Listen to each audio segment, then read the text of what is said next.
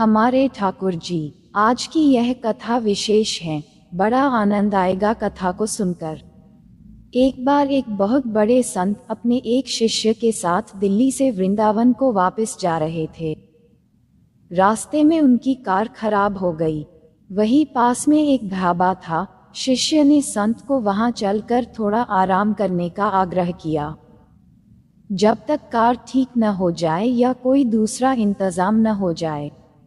ढाबे के मालिक ने जब देखा कि इतने बड़े संत उसके ढाबे पर आए हैं, उसने जल्दी जल्दी शुद्ध सात्विक भोजन तैयार करवाया और संत से आग्रह किया कि कृपा कर आप भोजन ग्रहण करें। संत ने बड़े ही विनम्र भाव से कहा कि वो सिर्फ भोग लगा हुआ प्रसाद ही पाते हैं।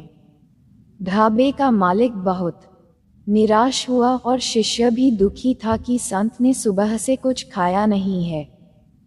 ठीक उसी समय एक और कार आकर वहां रुकी, जिसमें से एक दंपति गोपाल जी को लेकर बाहर निकले और ढाबे के मालिक से कहा कि कुछ सात्विक भोजन तैयार करवा दीजिए, मेरे गोपाल जी के भोग का समय हो गया है।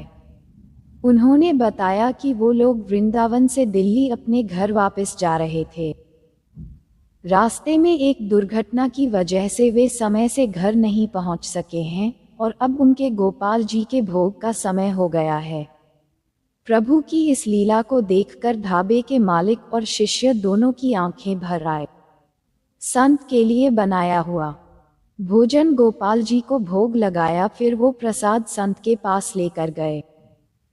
संत ने जब सारी बात सुनी तो वो दौड़कर गोपाल जी के पास आए और दंडवती करी।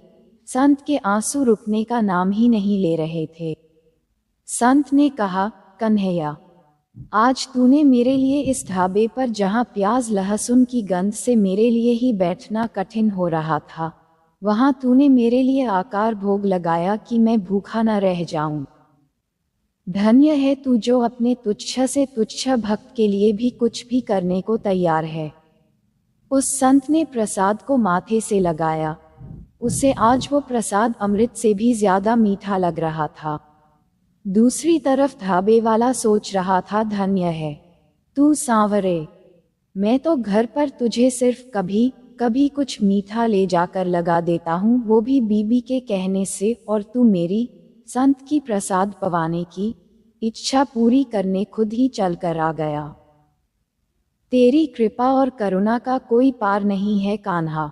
उसी ढाबे पर धर्म के कुछ ज्ञानी लोग भी बैठे थे, जो गोपाल जी की कृपा, उनके सुंदर रूप और उन दंपति के गोपाल जी के प्रति प्रेम को तो नहीं देख पा रहे थे, बल्कि उस दंपति के गोपाल जी को साथ लेकर ढूंढने की और ऐसी जगह बैठकर भोग लगाने की निंदा कर रहे थे जहां बगल में सलाद की प्लेट में प्याज भी रखा हुआ था।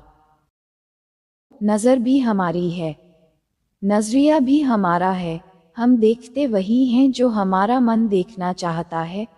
माखन की छोटी सी लोई के लिए गोपियों को नाच नाच रिझाता है। ये तो वो कान्हा है जो राम रूप में भीलनी के झूठे बेर भी स्वाद ले लेकर खाता है।